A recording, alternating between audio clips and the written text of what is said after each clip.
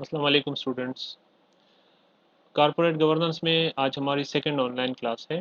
Chapter का नाम है फाइनेंशियल रिपोर्टिंग एंड ऑडिट। पहले टॉपिक है इस चैप्टर में annual reporting of A company.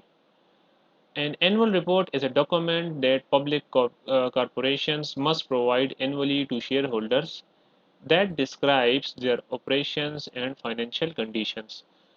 ये एक बुक की शेप में एनुअल रिपोर्ट होती है या रिपोर्ट होती है जो कि तमाम के तमाम शेयर होल्डर्स को हर साल देना, प्रोवाइड करना, ये रिस्पॉन्सिबिलिटी है किसी भी पब्लिक कॉरपोरेशन की। ये ज़रूर ये प्रोवाइड करते हैं क्योंकि सारा जो पैसा है, सारी जो इन्वेस्टमेंट है कंपनी में, वो शेयर होल्डर्स की होती है। तो शेयर होल्डर्स को उनका जो पैसा है उससे जो बिजनेस किया जा रहा है, एनुअल बेसिस पे उसकी रिपोर्ट दी जाती है ताकि वो इस रिपोर्ट की बेस पे अपने फ्यूचर के बारे में इन्वेस्टमेंट डिसीजंस ले सकें। क्योंकि फ्यूचर में कंपनी जब आईपीओ करती है, जब न्यू शेयर्स मार्केट में इशू किए जाते हैं, तो सबसे पहले जो हक होता है वो शेयर होल्डर्स को होता है।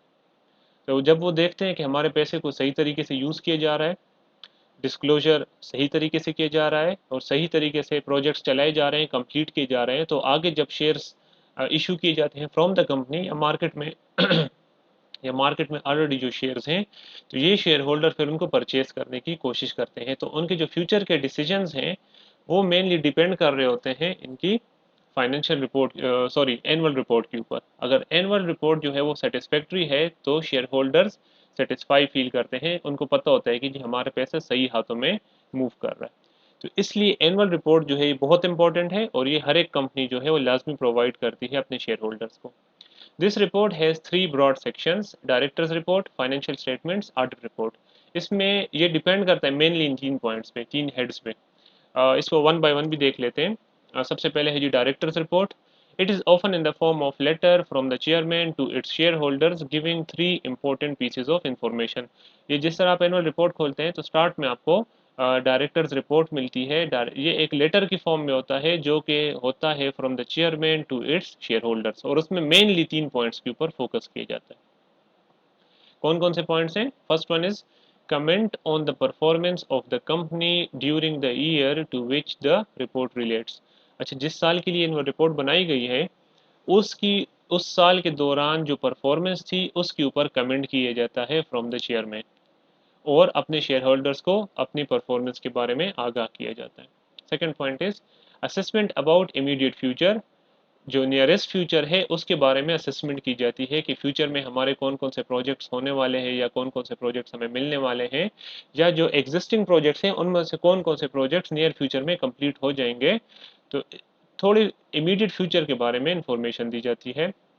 स्टेटमेंट अबाउट कंपनी पॉलिसीज, इसके अलावा कंपनी की जो पॉलिसीज हैं, प्रिंसिपल्स हैं या स्ट्रेटजीज हैं, उसके बारे में इंफॉर्मेशन दी जाती है अपने शेयर होल्डर्स को। किन स्ट्रेटजीज के बारे में? जो कि develop to meet the future challenges. Future के जो चैलेंजेस हैं उसके लिए डिफरेंट पॉलिसीज, प्रोसीजर्स, स्ट्रेटजीज वगैरह बनाई जाती हैं, तो उसके बारे में अपने शेयर होल्डर्स को इन्फॉर्म किया जाता है। दूसरा इंपॉर्टेंट जो सेक्शन है वो है फाइनेंशियल स्टेटमेंट्स के बारे में। फाइनेंशियल स्टेटमेंट्स में मेनली हमारे पास चार फाइनेंशियल स्टेटमेंट्स होती हैं। बैलेंस शीट जो कि कंपनी की फाइनेंशियल पोजीशन को शो करती है, इसमें हम एसेट्स और लाइबिलिटीज़ को कंपेयर कर रहे होते हैं। इनकम स्टेटमेंट जो कि ऑपरेशनल पोजीशन को शो करती है टू द शेयर होल्डर्स, इसमें हम इनकम्स एंड एक्सपेंसेस को कंपेयर कर रहे होते हैं। फंड्स फ्लो स्टेटमेंट या कैश फ्लो स्टेटमेंट, ये शो करती है हमारे कैश फ्लो को, कितना कैश आया, कितना कैश इन आउट, उसकी शो कर रही होती है। और इसमें तीन किस्म की एक्टिविटीज़ शामिल होती हैं: operating activities, investing activities and financing activities. फिर जी फोर्थ हमारे पास जो स्टेटमेंट है वो है statement showing movement in equity. जो इक्विटी है उसमें जो अप्स एंड डाउन्स आती हैं वो भी इसमें, वो इस स्टेटमेंट में शो होती है। these statements these statement helps you understand the financial health of your business। अच्छा, अगर आपने किसी भी कंपनी के बारे में जानना है तो सबसे आसान और बेहतरीन तरीका यही होता है कि आप उसकी फाइनेंशियल स्टेटमेंट्स को देखें। अगर आपने उसमें इन्वेस्टमेंट्स करनी है तो फिर उसकी प्रीवियस फाइनेंशियल स्टेटमेंट्स को भी देखें, उसको कंपेयर करें, तो आपको बड़ी आसानी से पता लग सकता है कि कंपनी किस सिमत में जा रही है। तो अगर आपने अपने बिजनेस के बारे में जानना है तो फाइनेंशियल स्टेटमेंट्स ही हैं जो कि आपको अपने कारोबार की कंप्लीट पिक्चर दिखाते हैं। तो share holders who have sound knowledge about the finance और इन चीज़ों की उनको नॉलेज होती है, तो वो इस सेक्शन के ऊपर सबसे ज़्यादा फोकस करते हैं। फिर जी थर्ड पॉइंट जो है important point, that is the audit report. Audit report भी ज़रूरी होती है ताकि शेयर होल्डर्स को पता लग सके कि हमारी कंपनी में कोई फ्रॉड्स वगैरह तो नहीं हो रहे।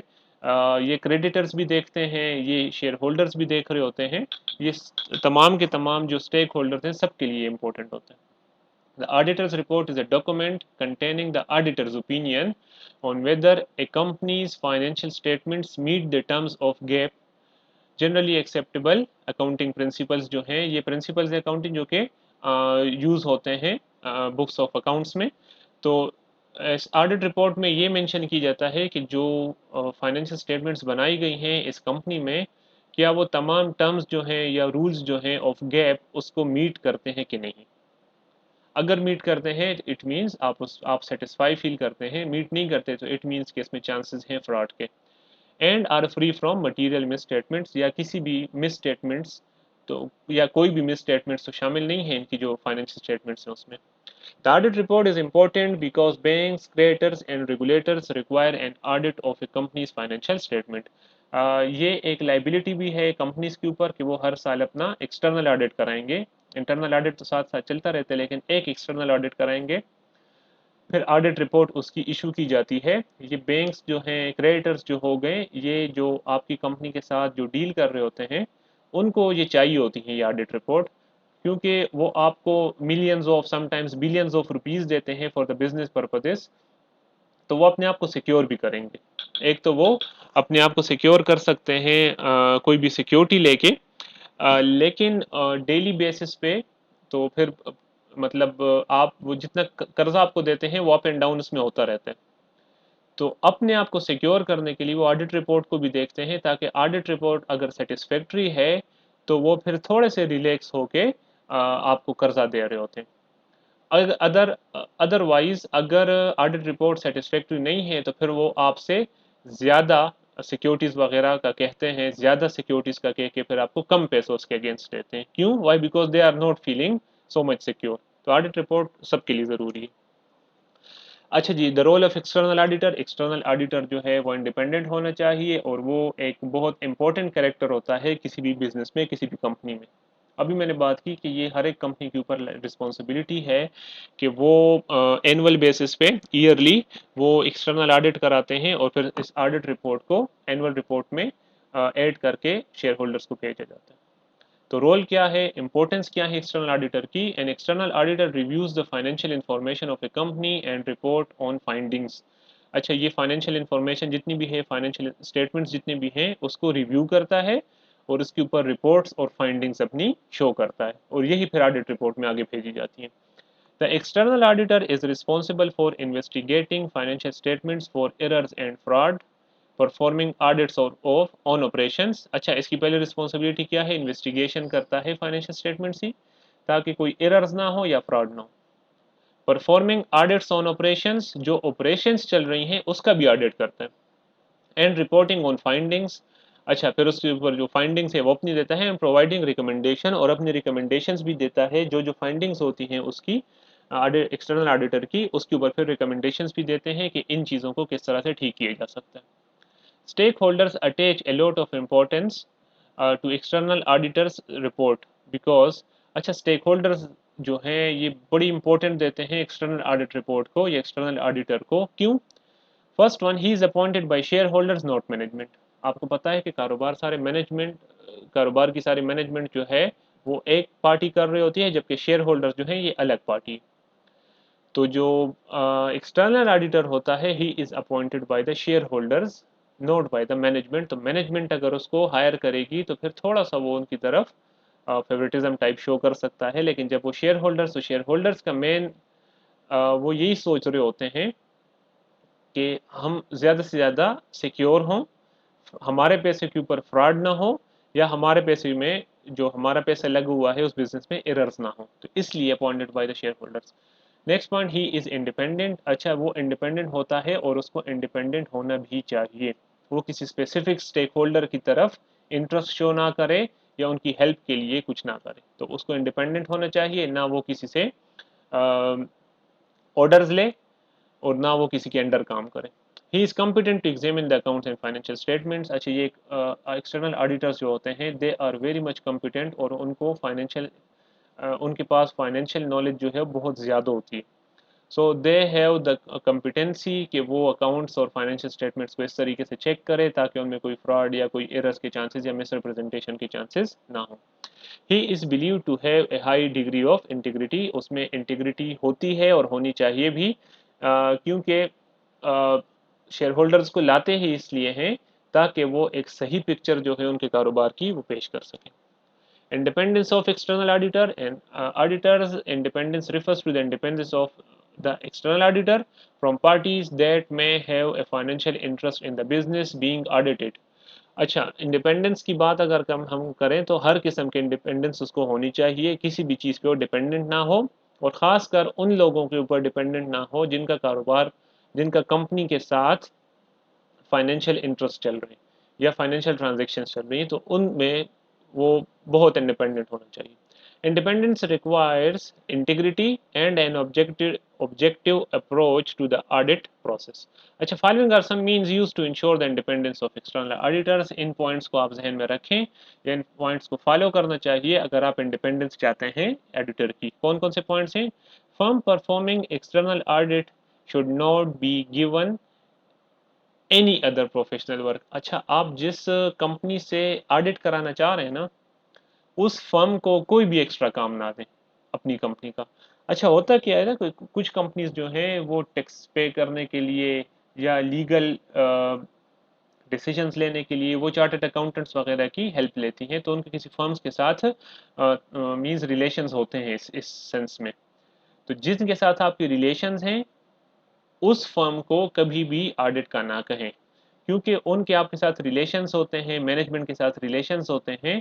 तो फिर प्रॉब्लम क्या क्रिएट होती है, वो फिर थोड़ा सा फेवरेटिज्म शो कर रहे होते हैं, थोड़ी सी नरमी शो कर रहे होते हैं अगर थोड़ी बहुत इश्यूज हैं भी तो उसमें।